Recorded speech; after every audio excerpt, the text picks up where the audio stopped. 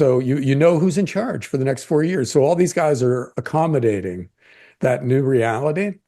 And what that means for the social media platforms is that they have to basically adopt something close to X's moderation policies, which is to say, not a whole lot of moderation at all. They have to do that because anything else opens them up to lawsuits that the courts won't be on their side. The Financial Survival Network.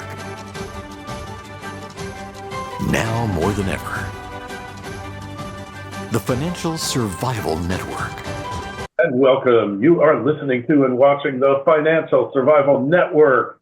I'm Kerry Lutz. John Rubino is with us after a more than 1 month hiatus. And I feel like, John, we kind of like missed a month. Probably the most consequential month in so many different ways than since we started talking back in 2011. I mean, Trump is reelected. I knew that was going to happen. But all the other things that are going on, the stock market is still booming. Lots and lots of things going on here, John. Welcome back. Hey, Kerry, good to be back. Yeah, we do have a few things to talk about today, don't we? But I got to say, this is the first election I've ever stressed over, because in the past, it's always seemed like, you get a different flavor of basically the same thing. The deep state is in charge regardless. This time, that was at stake. If we went 4 more years with the policies of the last 4 years, we're over as a country. The borders were going to stay open, and all the swing states, because of that, would vote one way. We'd be a one-party state, and we'd have broad-based censorship. We'd probably blunder into World War III. It was a terrifying prospect, and I was hoping for just a squeaker for Trump. And then civil unrest for a couple of months. That seemed like the best to hope for. But this, a landslide, basically, it settles the issue of who won, which was a really big deal because we were bordering on a civil war. There were nobody trusts elections in the U.S. Whoever loses assumes they've had it stolen from them and is right there ready to take to the streets. So we avoided all that, which is just in its own right is a huge thing, no matter what else happens. But now we at least have a chance of reversing some of these policies. And it's a good start so far without the transition having even happened yet. There are policy changes happening that are pointing in the right direction. There's peace plans being floated in Ukraine and negotiations over closing the borders, both north and south, right? And that's a very big deal. So I'm short-term optimistic about our political system. In other words, we're going to survive intact. We'll still take some luck, but we're heading in that direction, which is, I got to say, that's nice. It's been a while since there was any reason for optimism about the U.S. system. Absolutely. I couldn't agree with you more. And don't forget DOGE, the Department of Government Efficiency. That aimed at that. And the idea of because nobody has talked about this. Trump didn't talk about it his first term. No president since Reagan has talked about that the government costs too damn much. It's inefficient. It's just in corporate welfare, John. We're spending like $500 billion to $1 trillion a year. Just get rid of the corporate welfare, and then rationalize these programs, because these programs all started. We didn't have much of a government until FDR. There weren't all these, the welfare states emerged, and then LBJ, and then, the rest of them. All of a sudden, we're talking about turning back the hands on the clock. And it seems like support for this is widespread. Now, we'll see how long it lasts, because one man's wasted government spending is another man's entitlement. But at least we're having the conversation. And we're having the conversation about endless wars. We're having the conversation about government overreach, about departments that their only purpose is to make your life miserable, like a lot of 3-letter agencies, about closing the FBI headquarters, all of these things. Now, they're going to fight them. But the way I look at it, John, look at everything Trump had to do to get here. All right. I want you to put aside all your preconditioned, all your thoughts, negative thoughts about him, whatever they might be. He's had lawfare, multiple lawsuits, criminal indictments, everything else. Two attempted assassination. FBI stings and covers honeypots. He had everything against him, imaginable. Every single force aligned. Now, whether you want to believe in a higher power or God or whatever, something spared him from when he was shot there in Pennsylvania. And here he is now. He won. So I feel like he's pretty much unstoppable at this point, both by the Democrats and by the members of his own party, who are worse than the opposing party here, John. Like, it's nothing worse than like Brutus sticking the knife in your rib, between your ribs, or Mitch McConnell saying, "Hi, I'm here from the U.S. Senate and I'm here to help," right? Like the Chamber of Commerce, all of these forces, the deep state aligned against you, me, and the rest of us. He's taken them on and he's prevailed, John. I can't think of any story like this in our lifetimes. Yeah, this is the most dramatic couple of years of our lifetimes for sure. A lot of stuff that it was really improbable actually ended up happening. So I think I have four thoughts on what you just said. So let me see if I can remember them. First, Trump's first term wasn't even a real term because he didn't expect to get elected. He thought he'd lose by a fair bit, but he'd be much more famous. He'd go back to TV and stuff like that and make even more money. And that was his play back then. But then he gets elected. He doesn't have any kind of a transition team set up or anything. And so he ended up, it was like, whoa, I'm president now. I guess I need like a cabinet and stuff like that. So he went to the swamp creatures and asked them who he should name to all these different positions in his government. And so he ended up with business as usual. He got the people who he ran against, and they just stonewalled him, plus the lawfare and everything. So nothing happened in his first 4 years, which, other things being equal, is actually a pretty good outcome, because if the government does nothing, then it causes very little harm, right? But still, we're seeing his actual first term unfold right now. So, you look at the people he's nominating; they're all bomb throwers from outside the mainstream, and they have the deep state petrified right now. By the way, Kerry, this is a little aside. I still have my other thoughts on this, but you're, I think, the only guy I know who knows both Trump and RFK Jr. So that gives you a pretty interesting perspective on some of what's happening right now. Yeah. But okay, let's see. Now, is it possible to cut back on government spending? He's got people in charge now. Like Elon Musk and Vivek Ramaswamy are phenomenally good at organizing. And their ideas of just closing down the education department, moving big chunks of the law enforcement agencies to satellite offices in other states, so they don't become, acclimated to Washington as their home base, and that's all great.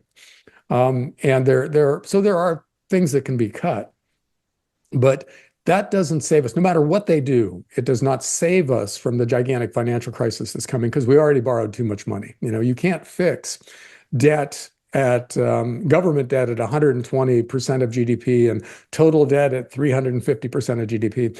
Unfixable. There's nothing you can do about that except have the crisis that leads to the currency reset. So all of that is still to happen. And that's how they handle that inevitability is going to be what defines, or one of the things that defines Trump's 4 years here, because it'll probably hit before he's out. And, it's going to be a very big financial crisis. They're going to have to deal with it. And it's not clear that they're prepared for anything like that. They don't talk about it or anything. But it's also possible that they do the currency reset pretty well, because they've got gold bugs, this Judy Shelton lady, and they've got other people who might be open to the idea of going back to a gold standard. So that is by far the least painful way to have that currency reset. And it could be that Trump is actually positioned to do that correctly. That would be amazing if true. But Well, or if it happens that way. But as far as like what RFK Jr. is talking about doing in healthcare, phenomenally good because we have gotten nothing for our wealth. We're in some ways the richest country in the world, or at least we have been in the past. But we're the least healthy, big, rich country. We're the least happy. We have our average lifespan in the U.S. is much less than that of Italy. And so we've basically been captured by these big interests. Big food sells us poison, which yeah, causes chronic illness. And so we go to big pharma and they give us drugs, incredibly expensive drugs, to manage the symptoms of the poisoning from big food. And it just goes on like that in a circle. And RFK Jr. gets that. So he could come in and just clean this stuff up. These conflicts of interest aren't even hidden or anything. They're just right out there in the open. But it became so normalized that they're like an aristocracy where, yeah, we have special rights. The laws don't apply to us, but so what? It's always been that way. So, he could clean that part of the system up. And if he does, that would be amazing because, we're poisoning our children, to put it bluntly. for life expectancy. And, Yeah. like the whole thing of the unhealthiest country in the world, the highest obesity rate, and all of this is biohacking. It's primitive biohacking. It's just like you hold out some sugar when Johnny is 2 months old. Oh, I like that. And you get a dopamine hit, and then you get hooked on this. And all of our food, if you look at all the processed food, it's got, we have more ways of saying sugar in the English language than we do telling you to go, what yourself, right? Yeah. There are more ways to say sugar, something like 240 ways to say sugar. And see, the amazing thing is that sugar isn't even the worst processed sweetener that is in our food. High fructose corn syrup is much worse. And you've got all these other things with names, like you said, that we don't even necessarily recognize as some kind of a fake sweetener that causes obesity and causes autism. I'm guessing about the autism. Something causes autism. We will find out what it is if we actually test for it. And childhood, what's the thing when allergies. Allergies used to be very rare, and now they're super common. And our food, plus all the industrial chemicals that are in other products that we use and sleep with and drive around, all of that stuff is causing these things. And we could go science-based in our, in the FDA and the NIH, and actually find these things. And that might be the part of this whole thing that I'm second most excited about. Stopping these wars is the existential thing immediately. We got to stop blundering into World War III.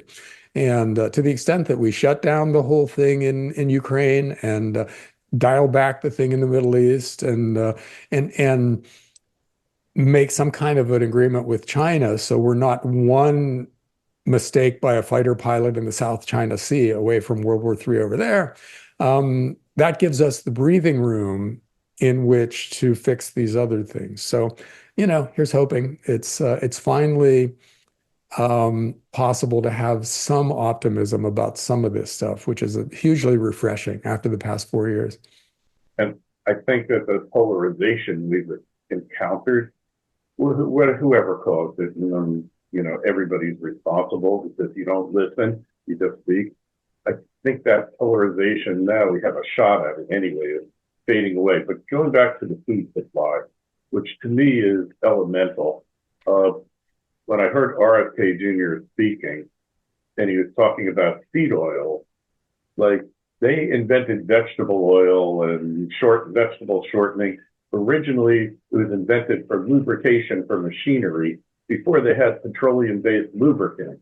And somebody thought, hey, it worked for the machines, it could really work for our food. It wasn't any evil intent at the time, it was ignorant, but seed oils high in fatty omega-6s, which are inflammatory by nature and causes all sorts of bad things, along with all the chemicals. Like RFK Jr. was talking about Fruit Loops. Now, to me, Fruit Loops breakfast cereals are poison. You should never give your kids, you should never eat one unless you're going to eat steel-cut oatmeal. But the Fruit Loop in the United States has 18 ingredients, and the one in Canada had 18 ingredients, except that all of the flavorings and all of the coloring in the Canadian cereal was natural, and all of those ingredients in the American Fruit Loops were chemicals. Kerry, And, okay, right? let me interject because the New York Times fact-checked Kennedy on this. You saw that, right? And they came back and said, no, Kennedy's wrong. There's the same number of ingredients in each of these cereals. And the only difference is, and then they listed the industrial chemicals that are in the US version. And that was their fact check that, oh, yeah, it's the same cereal except for these 3 different petrochemicals that cause 25 different diseases. Yeah, yeah. Oh, man, you can't make this shit up, John. No, no. First on this show since I started. But you really can't make it up. That there is no deep state, right, John? There's no deep state. You just imagine. Then who killed the Kennedys? Who killed Martin Luther King Jr.? Hey, we might be finding that out. Yeah. Yeah, right. I'd like to know. But even without knowing, that there's a deep state. It's alive and well. And elections never get stolen, John, right? But 1960, something happened kind of funny there. The dead came out in record numbers in Chicago and elected Kennedy, right? So you're crazy like that. Read any biography of LBJ and you see what they used to do or what they still do in different forms. But back then, he basically ran Texas. So he would figure out how many votes each precinct needed to manufacture for him, and he would let them know. And that's how they won their elections, and it's the same thing now, except it's a little more sophisticated. But there probably aren't the phone records. But yeah, there's still theft going on out there. Yeah. So to say, we don't want to get kicked off here and referred to be labeled as election deniers as our digital overlords would like to. But with Musk in there at X, formerly known as Twitter, it really made such a huge difference. And the study now is it's evenly divided ideologically between left and right, virtually identical numbers. Before that, the left outnumbered, before he took it over, the left outnumbered the right 61 to like 39 or 68 to 32, something like that. Now it reflects the country as a whole. And look at all these people who believe in freedom and Trump's a fascist who are coming out saying that the social media platforms, especially Twitter, need to be regulated, right? Well, and a lot of those people who used to be on Twitter are going to, I think it's Blue Sky. I think that's the name of the Twitter competitor that is censored, that's moderated to the point where mainstream people are comfortable. And there was just a story about that platform that came out lately that said they are swamped with censorship requests from their users. So those people show up and they immediately start demanding that anybody who disagrees with them be shut down immediately. So hopefully the big ones, Google and Facebook. Now, Mark Zuckerberg took a trip down to Mar-a-Lago to huddle with Trump. What do you think that was about? Well, that is one of the benefits of having a landslide victory, because there's no ambiguity now. So you know who's in charge for the next 4 years. So all these guys are accommodating that new reality. And what that means for the social media platforms is that they have to basically adopt something close to X's moderation policies, which is to say not a whole lot of moderation at all. They have to do that because anything else opens them up to lawsuits that the courts won't be on their side, and so they know they have to accommodate. And then, same thing with the leaders of the countries on our borders. Trump has a conversation with the president of Mexico, and she seems to agree to close down the border on her side, and just stop the millions of people from coming over. And then Trudeau from Canada comes down to Mar-a-Lago and talks to Trump and agrees to kind of the same thing. He's going to tighten his border policies. So that's the kind of thing a landslide victory gets you, because you're not a fluke anymore. You are the new reality, and that's what Trump's dealing with. He must be loving it because, as a deal maker, he probably doesn't find it that easy to make deals all the time, because deals are with somebody who has bargaining power. And in this case, he has all the bargaining power, so he gets to dictate terms in a lot of cases. So he must be loving this. I hope it doesn't make him lazy, though, because he's going to have some hard negotiation to do out there around the world. And, it's going to be much harder than it is with Mexico and Canada. For sure. Well, like I say, he seems to be at this very point unstoppable. And I think he'll get the people in his cabinet he wants. And one thing, going back, I will give you the perspective of a recovering attorney who studied the Impoundment Power Act, where Congress, I think it was right around Nixon 71, he had, prior to that, if the president didn't like the allocation of what Congress did to a program, he could just choose not to spend it. That was called impoundment. And Congress passed the Impoundment Authority Act, which said that he has to impound it, and then both houses of Congress have to agree, which of course they never will because they spent the money in the first place. This case went to the Supreme Court during Watergate.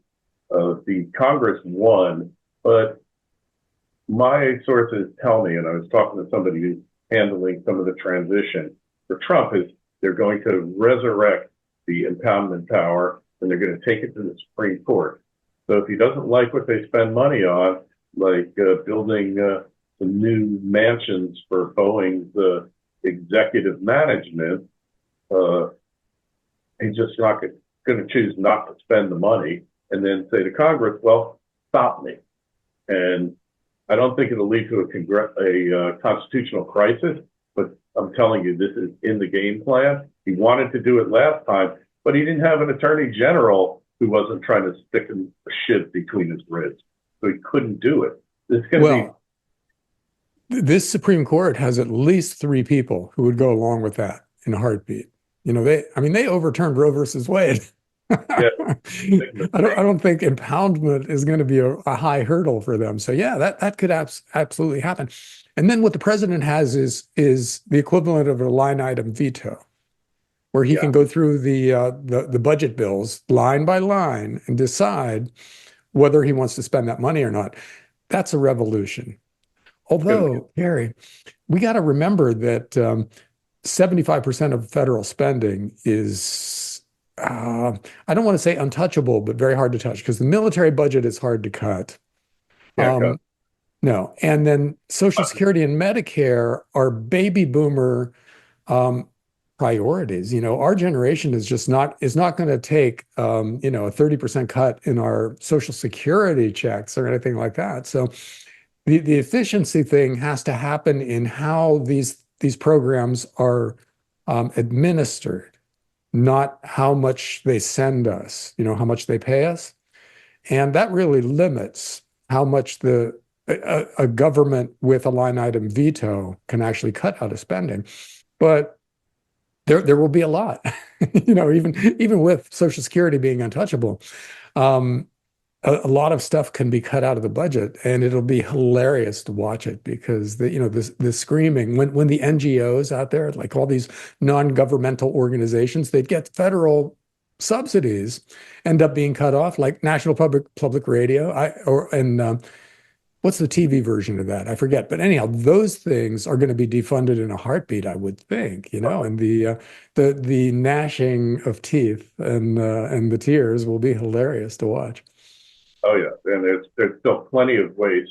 Even though you can't really cut Social Security per se, Social Security is way more than it started out to be. It's disability, survivors, and all that. And it'll have to be reformed. But for Medicare, if people just stopped eating this garbage and ate whole food, healthy food, 80% of that Medicare bill would disappear because all of your age-related older, diseases, type 2 diabetes, heart disease, all of it is 80% of it anyway is directly caused by what you eat, by the poison food supply. So that's how you run a national healthcare system, because there's no way to run it in today's world without going bankrupt. And that's not just the US, it's every country out there is going bankrupt because of national healthcare.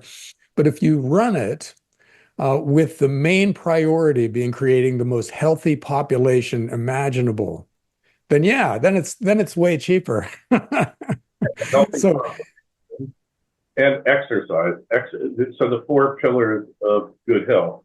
Not that we're in a health wellness show here, but number 1 is diet. So you're eating whole food and you're eating things that are not injurious to your health, like sugar and high fructose corn syrup and 85 other forms of sugar and preservatives and chemicals. And then exercise, right? Something that most people don't do anymore. And then you have sleep and stress management. So those are the 4 pillars of good health. And exercise, stress management kind of go together. And it's really a simple matter. Like, I don't know how long I'm going to live, but I feel like right now at this particular moment, I'm probably in better health than 80% of the people of my advanced age. We're pretty close in age here. And that doesn't mean I'm not going to drop dead tomorrow, but it improves my chances of surviving. And so if we had a national campaign, just remember, John, when you and I grew up, more than half the people smoked cigarettes, right? And now less than, I think it's around 10%. 13 was the last, but that number keeps going down, less than 10%. That wasn't from laws. Yeah, taxes were increased on nicotine products. It was education, drilling into your head that smoking is hazardous to your health. Smoking will cause cancer, right? Perfect example. Food education, nutrition education can yield the same kind of results, only faster, because we're smarter now. We have more access to the good information and the ability to filter out the bad info. yeah, it is totally possible to go from being the sickest country in the world to one of the healthiest with just a few tweaks, like you said. It doesn't have to be this incredibly complicated thing with huge amounts of science jargon.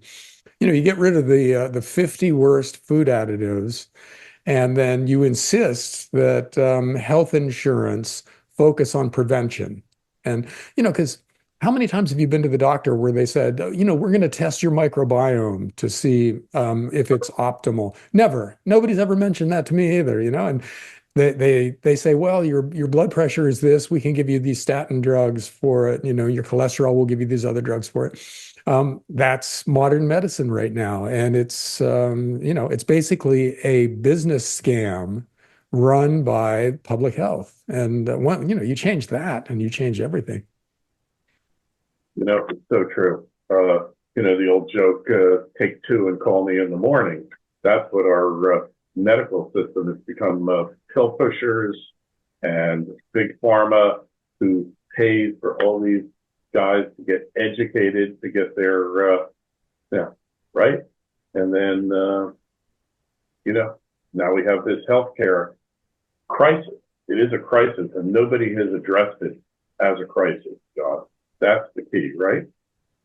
Yeah, it's not a crisis if you're making billions of dollars from it. It's a finely tuned market, and that's how big pharma and big food view the current health system. They think it's working great, and so you need a bomb thrower to go into the system and just blow it up. And there's an outside chance that happens in the next couple of years, and that's almost too good to be true. That I'd totally given up on the idea that the country was ever going to be a healthy country. You know certain people who are in good shape and everything, and you know what you should do for yourself, but you can't tell anybody else that stuff. So, don't eat processed carbohydrates. If you say that to 90% of Americans, they just look at you blankly because first of all, they don't know what the term is, carbohydrates and processed.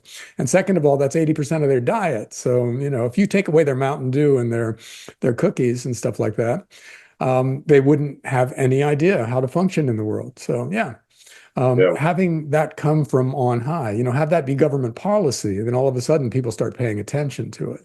So A lot of your health issues can be addressed just by fasting. Like I started doing mhm.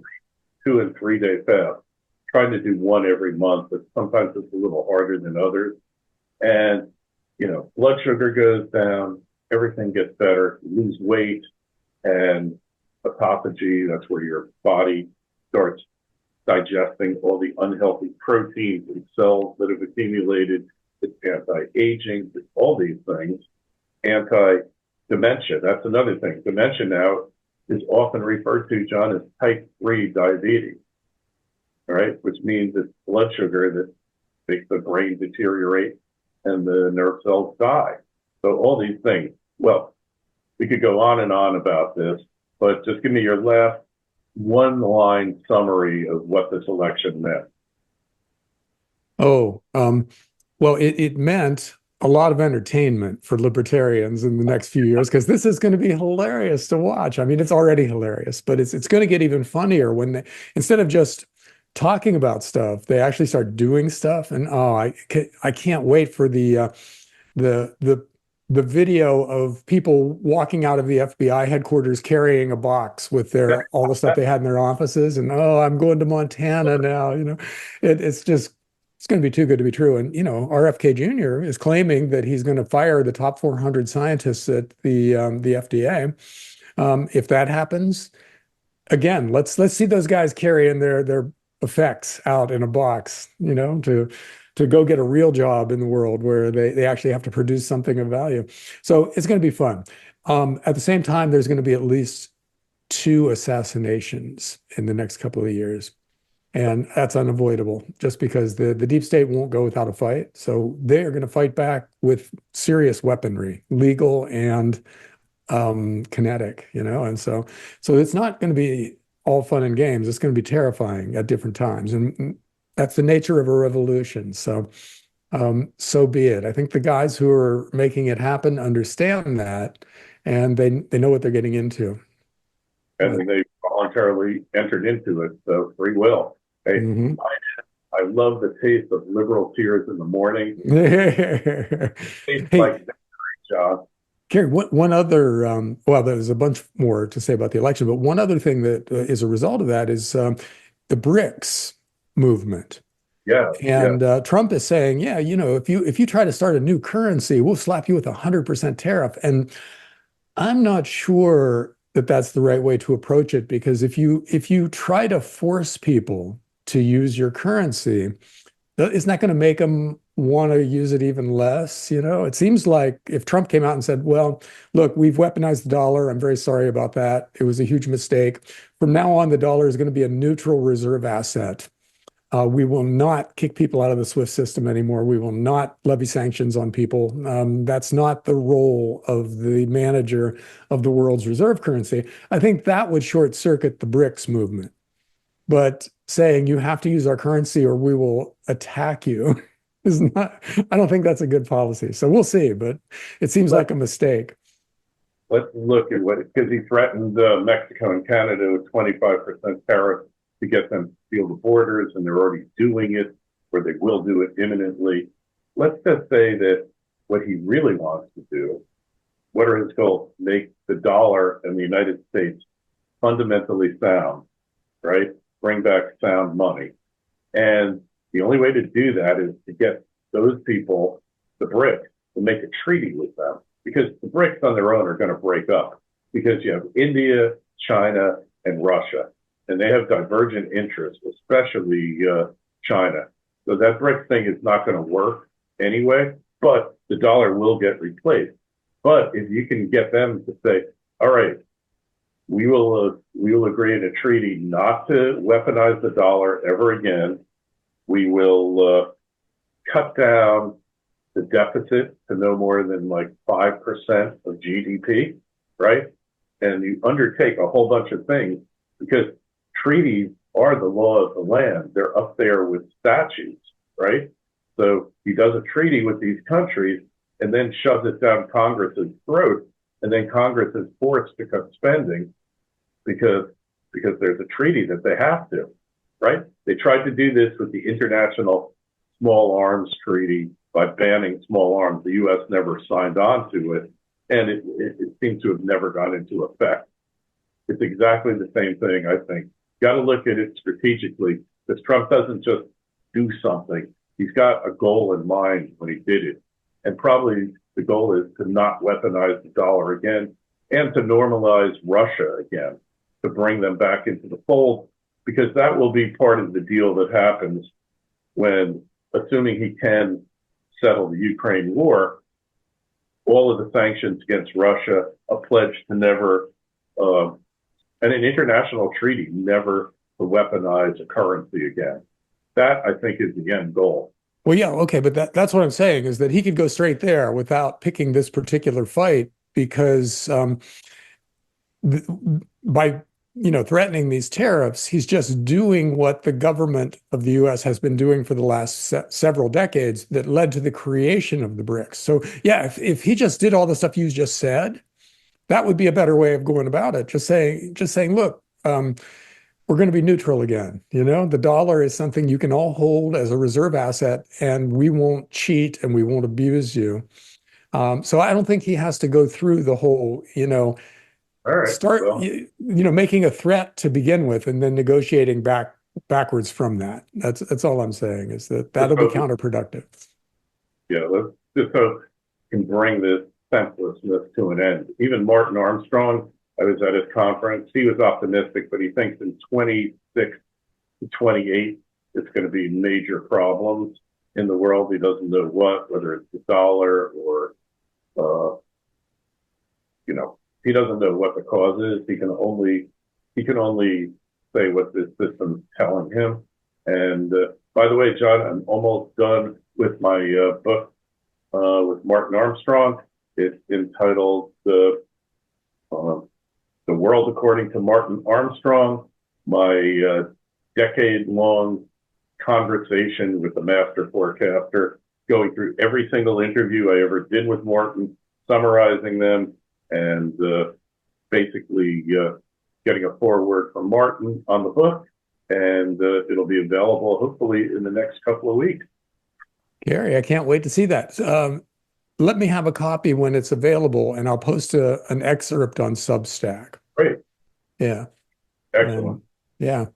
You'll be able to get it in, obviously I'm not doing an audio book because it came from audio, but you'll be able to get it for the Kindle and paperback, and hopefully wherever fine books used to be sold, including Amazon and Barnes and Noble. All right, good. Well, Martin Armstrong is one of those unique guys who's been outrageous and right for a really long time. You were talking about how back when the Dow was at 10,000, he was talking about it quadrupling and quintupling from there. And, back in those days, I was looking for stuff to short. So we know who was a better forecaster out of the two of us. Yeah. Amazing. And, I went through a list of his predictions. Crash of 87, he predicted to the day. The crash of the ruble in 1998, the crash of the pound.